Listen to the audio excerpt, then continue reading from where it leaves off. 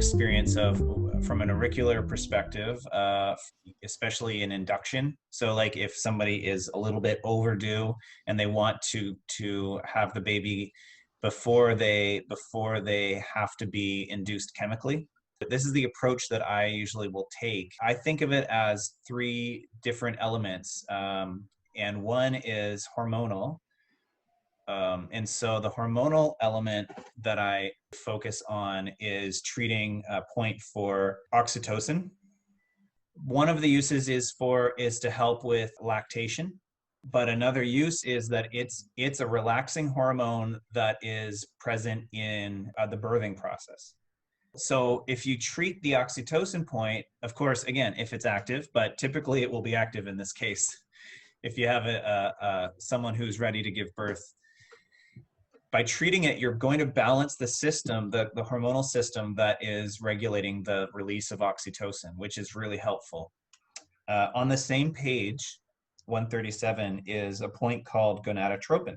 It regulates the balance of estrogen and progesterone. This is helpful in a lot of situations. For this particular situation, I really like treating it because it helps to take the body from where it is to a place that's more balanced in terms of the estrogen and progesterone. So you don't have to necessarily know which is high, which is low for this person, where the imbalance is going, in order to say, okay, I need to stimulate this or decrease this.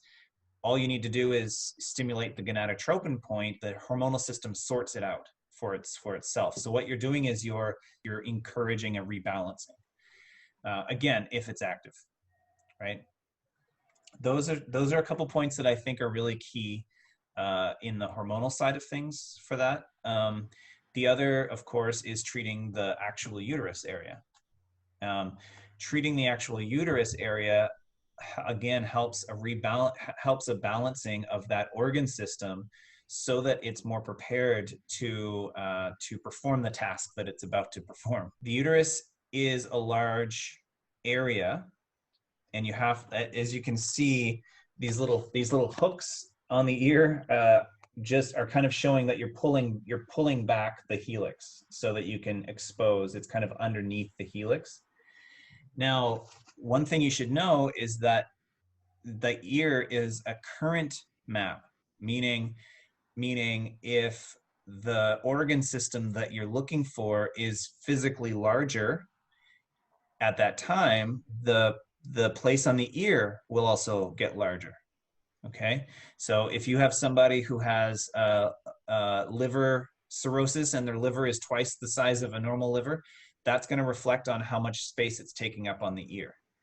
Okay, with a uterus that is at 38 weeks of pregnancy, the uterus itself, the area on the ear, is going to be quite a lot larger than it is in this book.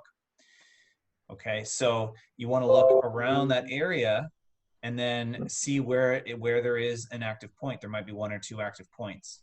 Okay, it's center line as well, so you can look on both left and right. So treat whatever points you find active in the uterus area. The third element is an element of relaxation. If it's the first time giving birth, or if it's not the first time, but the first time was traumatic, then you could have a lot of anxiety as well, right? And so there are a couple points that are going to be really helpful for the nervous system. One of them is the anxiety point. Worries on the left, anxieties on the right.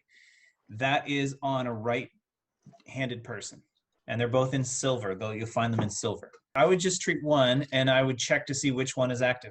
You don't want to just treat everything you find, right? You want to pick and choose what you treat. But if worry and anxiety are both active on somebody who clearly has a lot of anxiety and worry, it appears more physically. It's like you get knots in the stomach, you get short of breath, this kind of thing. It's a very physical reaction. Worry is more mental, right? Worry is more like you can't sleep at night because you keep on wondering about what's going to happen, right? So that's a big difference between those two. And so you can, just with a couple questions, perhaps you can also see like which one of these elements affects you the most.